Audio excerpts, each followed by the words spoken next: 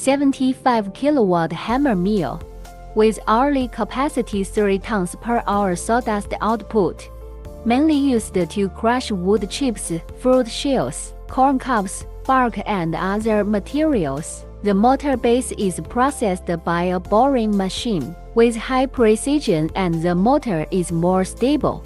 Adopt YE3 low energy consumption motor.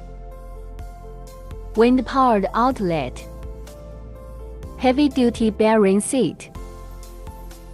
U60 track pulley.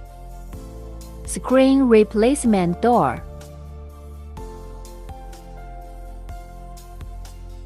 Adopting vertical keel structure, the screen utilization rate is higher, faster clamping, instant replacement.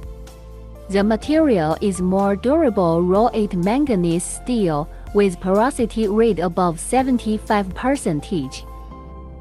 The hammer is made of tungsten carbide alloy, which has high strength and long life.